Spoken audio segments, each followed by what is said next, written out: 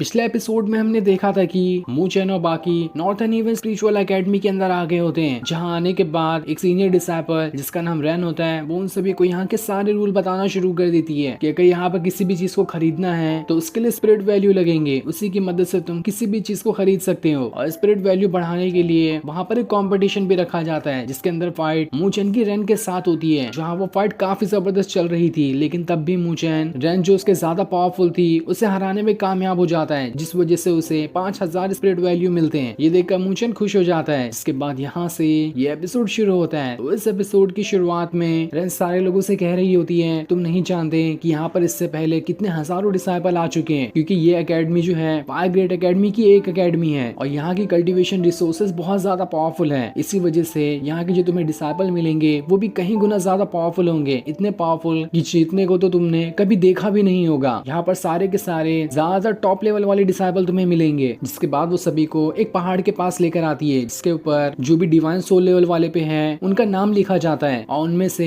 जो सबसे आगे होगा उन्हें टॉप 10 की लिस्ट में शामिल किया जाता है। और जब अपना मूचेन स्पिरिट वैल्यू कार्ड देखता है तो उसके अंदर लिखा हुआ था कि वो अपना नाम डिवाइन सोल लेवल वाले माउंटेन पे लिखवा सकता है, लेकिन रेन सभी से कहती है वहाँ पर अपना नाम लिखवाना इतना आसान काम नहीं है, क्योंकि उस पूरे के पूरे माउंटेन में कई सारे हजारों डिसाइपल के नाम लिखे हुए हैं जो कि सारे के सारे डिवाइन सोल लेवल पर ही हैं, लेकिन उनमें से टॉप 10 के अंदर शामिल होना इतना आसान काम नहीं है। तुम्हें जो टॉप 10 पे दिख रहे हैं उन लोगों ने कब से ही अपना फ्यूजन ऑफ हीवन लेवल भी ब्रेक थ्रू कर लिया होता है, और जब एक बार वो बहुत ज्यादा पावरफुल बन जाते हैं तब वो यहाँ पर आते हैं अपना डिवाइन सोल लेवल पे नाम लिखवाने के लिए, जिस वजह से उनकी रैंकिंग पहले या दूसरे नंबर पे आती है। और अगर कोई इंसान अभी डिवाइन सोल लेवल पे पहुंचा हो तो वो अपना नाम तो इस माउंटेन पे लिखा लेगा, लेकिन कैसे भी करके वो टॉप 10 के अंदर नहीं शामिल हो सकता। तब मूचेन उससे कहता है आखिर यहाँ पर अपना नाम लिखवाने से हमें मिलेगा क्या, जिस पर रेन कहती है यहाँ पर जो टॉप 10 की जो डिसाइपल हैं और जिनका भी यहाँ पर नाम लिखा गया है उन्हें बिना किसी मेहनत के स्पिरिट वैल्यू मिलते जाते हैं। इस वजह से लोग यहाँ पर अपना नाम लिखवाना चाहते हैं। फुकट की स्पिरिट वैल्यू किसे नहीं चाहिए, लेकिन वहाँ पर जितने लोगों का भी नाम लिखा है वो सिर्फ वहीं पर रह सकते हैं, लेकिन वो लोग हीवनली रैंकिंग में अपना नाम नहीं लिखवा सकते, क्योंकि हीवनली रैंकिंग में अपना नाम लिखवाना वो बहुत ज्यादा मुश्किल है। डिवाइन सोल लेवल वाली रैंकिंग के टॉप 10 के डिसाइपल जो है वो हीवनली रैंकिंग के टॉप 1000 में भी नहीं आ सकते। इससे तुम अंदाजा लगा ही सकते हो कि हीवनली रैंकिंग में जितने भी लोगों का नाम यहाँ पर है वो कितने ज्यादा पावरफुल होंगे। और यहाँ की जो स्टूडेंट है ये इस पूरी की पूरी नॉर्थन हेवन स्पिरिचुअल एकेडमी के सबसे ज्यादा पावरफुल स्टूडेंट है। जो यहाँ का नंबर 1 स्टूडेंट है उसी का नाम इस हेवनली रैंकिंग के नंबर 1 पोजीशन पे लिखा गया है। इससे सारे लोग वहाँ के सारे नाम देखना शुरू कर देते हैं कि आखिर वहाँ पर नंबर 1 पे किसका नाम लिखा हुआ है। तब उन्हें पता चलता है कि शैन नाम का एक डिसाइपल है जिसका नाम इस हेवनली रैंकिंग के नंबर 1 पे लिखा गया है। ये देखकर तो सारे लोग हैरान थे कि आखिर वो शैन कितना ज्यादा पावरफुल होगा जो कि हेवनली रैंकिंग के नंबर 1 पोजीशन पे है। उसकी पावर का तो अंदाजा कोई लगा भी नहीं सकता, लेकिन मूचेन अपने मन में ठान लेता है देख लेना एक दिन वो जरूर आएगा जिस दिन मैं शैन को नंबर 1 से हटाकर अपना नाम वहाँ पर लिखवा लूंगा। जिसके बाद रेन उन सभी को स्पिरिट वैल्यू हॉल के अंदर लेकर आती है, जहाँ पर वो सारे लोग किसी भी चीज के बदले स्पिरिट वैल्यू ले सकते हैं, या फिर स्पिरिट वैल्यू के बदले कोई चीज अगर उन्हें वहाँ पर खरीदना हो तो वो खरीद भी सकते हैं। और जो चीज तुम्हें खरीदनी होगी उन सभी चीजों का नाम तुम्हें तुम्हारे स्पिरिट वैल्यू कार्ड के अंदर दिख जाएगा। वहाँ से जो चीज अच्छी लगती है वहाँ ही से उसे सिलेक्ट करो, अपना दाम देख लो कि कितने रुपए में वो चीज है, उसके बाद तुम यहाँ पर आकर वो चीज आसानी से खरीद लोगे। तब ये सुनकर मूचेन सोचने लगता है कि क्या यहाँ पर ड्रैगन फिश बेबिंग का ब्लड हो सकता है, क्योंकि इसे ही लेने के लिए तो मुझे जूयो ने कहा था और मैंने उससे वादा भी कर लिया था कि मैं उसे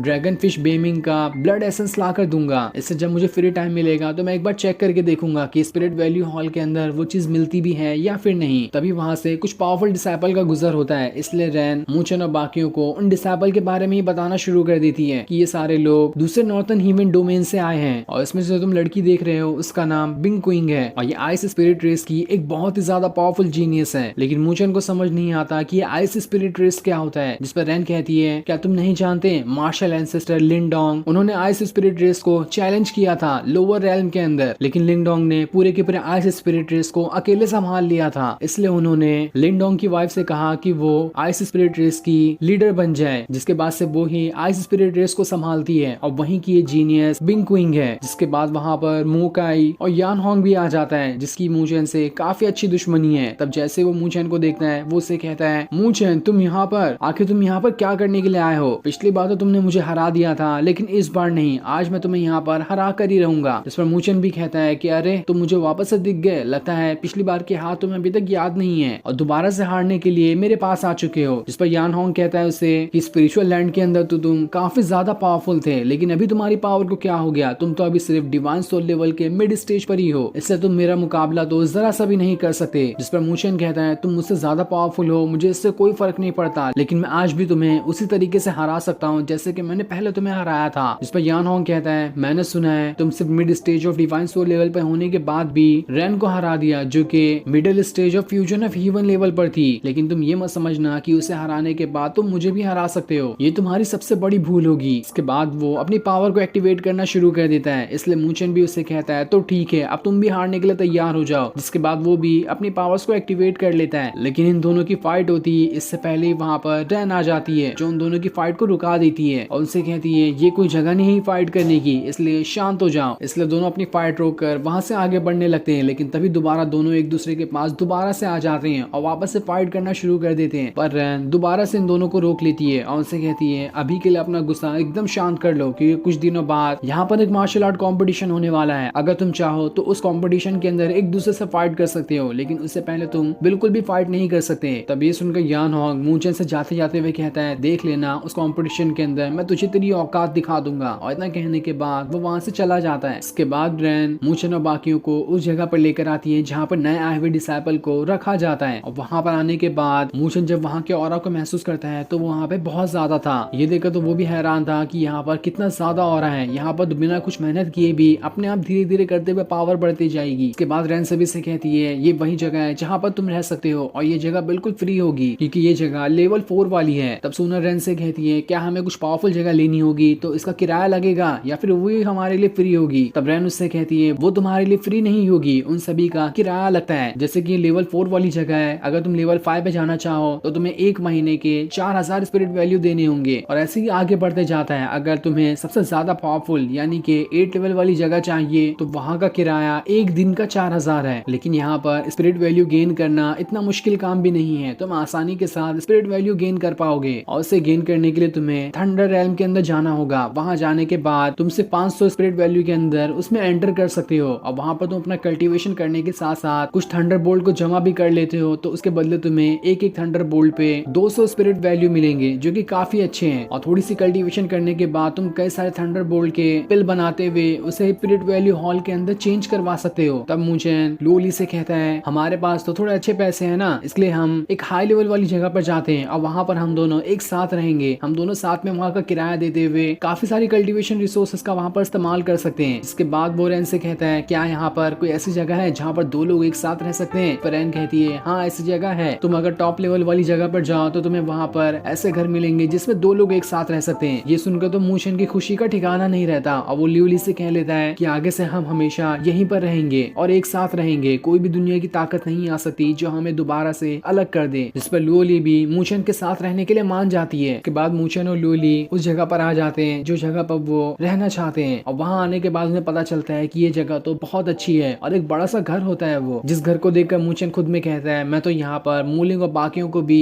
कभी कभार लेकर आया करूंगा ताकि वो भी देख सके कि ये जगह कितनी अच्छी है। उसके बाद वो दोनों उस घर के 2nd फ्लोर पर आ जाते हैं, जो कमरा ल्यूली को बहुत ज्यादा पसंद आता है क्योंकि उसके बैल्कनी के सामने पूरी की पूरी नॉर्थन हेवन स्पिरिचुअल एकेडमी दिखाई दे रही थी। ये देखकर मुचेन ल्यूली से कहता है अगर तुम्हें ये कमरा इतना ज्यादा पसंद आ रहा है तो ठीक है, आज से तुम ऊपर वाले फ्लोर पे रहोगी और मैं ग्राउंड फ्लोर पे रहूंगा। जिस पर ल्यूली भी कहती है हाँ ठीक है, जैसा तुमने कहा मैं वैसा ही करूंगी। के बाद वो दोनों वहीं पे खड़े होकर बालकनी के सामने पूरा नजारा देखना शुरू कर देते हैं, जहाँ मुचेन ल्यूली से कहता है तुम वापस आ गई, मुझे बहुत अच्छा लग रहा है और इस चीज को मैं कभी भी अलग होने नहीं दूंगा, चाहे दुनिया की कोई ताकत क्यों ना आ जाए, आज के बाद हम दोनों कभी भी अलग नहीं हो सकते। फिर ल्यूली भी कहती है हाँ तुमने बिल्कुल ठीक कहा, अब हमें कोई भी दोबारा अलग नहीं कर सकता। इसके बाद ल्यूली मुचेन को अपना स्पिरिट वैल्यू कार्ड दिखाते हुए कहती है जब मैं इसे चेक कर रही थी तो इसके अंदर से मुझे डिवाइन सोल पिल के बारे में पता चला, अगर तुम उसका इस्तेमाल करते हो तो इसकी मदद से तुम्हारी कल्टीवेशन पावर बढ़ जाएगी और तुम डिवाइन सोल लेवल के लेट स्टेज पे भी पहुंच सकते हो। मेरे ख्याल से तुम्हें इसे ले लेना चाहिए क्योंकि मैंने देखा है यान होंग की पावर काफी ज्यादा है और अगर तुम ऐसी पावर के साथ उसे फाइट करने जाओगे तो वो तुम्हें आसानी के साथ हरा सकता है, इसलिए बेहतर यही होगा कि तुम्हें डिवाइन सोल पिल ले लेना चाहिए। ये सुनकर तो मुचेन भी हैरान था कि क्या सच में कोई ऐसी पिल भी होती है, इसलिए वो उस पिल को लेने के लिए तैयार हो जाता है, लेकिन उसके पास अभी इतनी स्पिरिट वैल्यू नहीं थे कि वो उस पिल को खरीद सके क्योंकि वो पिल 20,000 स्पिरिट वैल्यू की होती है। अगर वो ल्यूली की भी स्पिरिट वैल्यू मिला दे तब भी वो 20,000 नहीं हो रहे थे, इसलिए मुचेन को एक आइडिया आता है कि उसे अपना नाम डिवाइन सोल लेवल वाली जो रैंकिंग माउंटेन है उसके अंदर लिखवा लेना चाहिए। इसकी मदद से उसे काफी अच्छे पॉइंट मिल सकते हैं। ये सुनकर लुओली से कहती है, हाँ तुमने ये बात तो ठीक कही, लेकिन अगर तुमने टॉप 10 के अंदर से किसी भी डिसेबल की पोजीशन को हटाकर वहां पर अपना नाम लिखवा लिया तो उससे तुम्हारी दुश्मनी हो जाएगी, क्योंकि तुम्हारे पास जितनी पावर है उससे तो मुझे पूरी उम्मीद है कि तुम टॉप 10 के अंदर अपना नाम लिखवा ही सकते हो। लेकिन मू चेन उससे कहता है, मार्शल आर्ट की दुनिया में ऐसा तो होता ही रहता है, अगर हम हमेशा दूसरे से डरते रहेंगे तो हमें हमेशा से डरते रहना पड़ेगा, इसलिए आगे जो भी होगा उसे मैं संभाल लूंगा, लेकिन अभी के लिए मुझे अपना नाम डिवाइन सोल लेवल वाली रैंकिंग माउंटेन पे लिखवाना ही है। जिसपे लुओली भी मान जाती है और वो उसे कहती है, मुझे तुम्हारे से ऐसी ही उम्मीद थी, क्योंकि तुम कभी भी डरपोक किस्म के इंसान नहीं थे। इसके बाद मू चेन अपना नाम उस डिवाइन सोल लेवल वाली जो रैंकिंग माउंटेन होता है उस पे लिखवाना शुरू कर देता है, जिस वजह से उसका ऑरा उस माउंटेन पे जाने लगता है। ये देखकर आसपास खड़े जितने भी डिसाइपल होते हैं वो सभी हैरान थे। उन्हें समझ में आता है कि यहाँ पर कोई नया डिसाइपल आया है जो अपना नाम उस रैंकिंग माउंटेन पे लिखवाना चाहता है। लेकिन जब वो ये देखते हैं कि ये तो आज ही के दिन आया हुआ डिसाइपल है और वो सीधा का सीधा उस रैंकिंग माउंटेन के 3rd नंबर पे जा चुका है, तो वो सभी एकदम हैरान थे कि आखिर ये मू चेन है कौन, जिसने आते साथ ही सीधा 3rd लेवल को ग्रैब कर लिया और 3rd लेवल वाले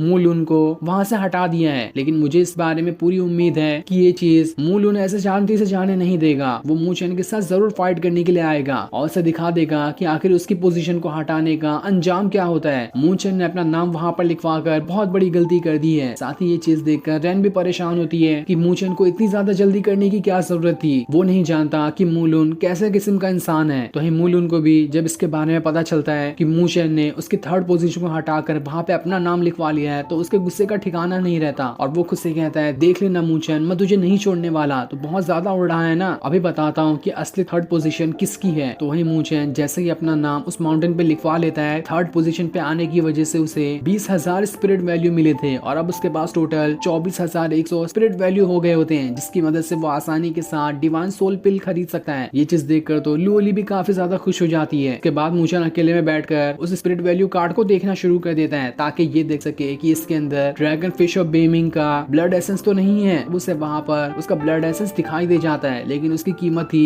7 मिलियन स्पिरिट वैल्यू, जो कि सोच से भी कहीं गुना ज्यादा है। ये देखकर मू चेन भी घबरा जाता है कि 7 मिलियन स्पिरिट वैल्यू मैं कहां से लेकर आऊंगा। लेकिन तब जो उससे कहती है, तुम्हें कैसे भी करके उसे लाना होगा, क्योंकि तुमने मुझसे पहले ही वादा किया था कि तुम मुझे ड्रैगन फिश ऑफ बेमिंग का ब्लड एसेंस ला कर दोगे। अगर वो मुझे मिल गया तो मैं अपनी पावर को पूरी तरह से इवॉल्व कर सकती हूँ, जिसके बाद मैं यहाँ से बाहर भी निकल पाऊंगी। जिस पर मू चेन कहता है, ठीक है, जब मैंने तुमसे वादा कर ही लिया था तो देख लेना, मैं कैसे भी करके इन 7 मिलियन स्पिरिट वैल्यू का बंदोबस्त करता हूँ और उसके बाद मैं तुम्हें उसका ब्लड एसेंस भी ला कर दे दूंगा। ये सुनकर जियू खुश हो जाती है और फिर वो वहां से दोबारा से सोने के लिए चली जाती है। जहाँ जाते हुए उसे कहती है, मुझे तुम पर पूरा भरोसा है कि तुम अपने वादे से कभी नहीं मुकरोगे। अगले सीन में मू चेन और लुओली स्पिरिट वैल्यू हॉल के अंदर आ गए होते हैं, जहाँ आने के बाद वो यहाँ पर डिवाइन सोल पिल को खरीदना चाहते थे और जैसे वो जगह के अंदर आते हैं वो जगह उन्हें काफी अजीब और मिस्टीरियस दिखाई देती है। ऐसी जगह उन्होंने आज से पहले कभी भी नहीं देखा था और थोड़ी दूर आने के बाद उन्हें वहाँ पर एक मास्टर दिखाई देता है जो सभी को उनके स्पिरिट वैल्यू को एक्सचेंज करके जो उन्हें चाहिए होता है वो दे देता है। साथ ही मू चेन को वहाँ पर ड्रैगन फिश ऑफ बेमिंग का ब्लड एसेंस भी दिखाई देता है। ये देखकर मू चेन हैरान था कि यहाँ पर तो ये भी रखा गया है, लेकिन कैसे भी करके मुझे इसके लिए पैसों का बंदोबस्त करना पड़ेगा, उसी के बाद मैं इसे खरीद सकता हूँ। इसके बाद मू चेन उस मास्टर के पास आता है और उनसे कहता है, मुझे यहाँ पर डिवाइन सोल पिल चाहिए। इसलिए वो मास्टर उससे कहते हैं, ला अपना स्पिरिट वैल्यू कार्ड दो, उसकी मदद से मैं तुम्हारे उस कार्ड के अंदर से 20,000 स्पिरिट वैल्यू डिडक्ट कर लूंगा। उसके बाद वो उसे डिवाइन सोल पिल दे देते हैं और उसे लेने के बाद मू चेन के स्पिरिट वैल्यू कार्ड के अंदर से उसके 20,000 स्पिरिट वैल्यू माइनस कर दिए जाते हैं। लेकिन जैसे वो मास्टर लुओली को देखते हैं वो एकदम हैरान रह जाते हैं। वो उसे कहते हैं, क्या तुम लुओ फैमिली से हो? अगर तुम वहां से हो तो मुझे ये बताओ कि आखिर लुओ तियानशेन तुम्हारे क्या लगते हैं? ये सुनकर लुओली थोड़ा सा घबरा जाती है और उस मास्टर से कहती है, मैं आपको नहीं बता सकती कि वो मेरे क्या लगते हैं। और इतना कहने के बाद वो मू चेन के साथ स्पिरिट वैल्यू हॉल से बाहर निकल जाती है। ये देखकर तो मू चेन भी हैरान था कि अरे लुओली को अचानक से क्या हो गया और वो लुओ तियानशेन आखिर है कौन। लेकिन लुओली अभी उसके बारे में मू चेन को भी कुछ नहीं बताती और उससे कहती है, तुम्हारे पास डिवाइन सोल पिल आ गया है तो ठीक है, अब तुम थंडर रेल्म के अंदर जाओ और वहां से तुम अपना कल्टीवेशन कर सकते हो। मैं भी यहाँ पर से अपनी कल्टीवेशन करने के लिए जा रही हूँ। ये सुनकर मू चेन सोचने लगता है कि अगर लुओली खुद ही मुझे नहीं बताना चाहती है तो ठीक है, मैं इससे जबरदस्ती नहीं करने वाला पूछने के लिए। जब लुओली को सही लगेगा तो वो सारी बात मुझे खुद ही बता देगी। जिसके बाद वो उसे गले लगाते हुए कहता है, मैं भी तो इतना ज्यादा पावरफुल नहीं कि तुम्हारे सारे के सारे बोझ अपने कंधे पर डाल सकूं, लेकिन देख लेना वो दिन जरूर आएगा जिस दिन मैं तुम्हारा सारा का सारा बोझ अपने कंधे पर ले लूंगा। और इतना कहने के बाद वो वहां से चला जाता है। जिसके जाने के बाद लुओली भी अपना कल्टीवेशन करने के लिए निकल जाती है और फिर ये सीन दिखाते ही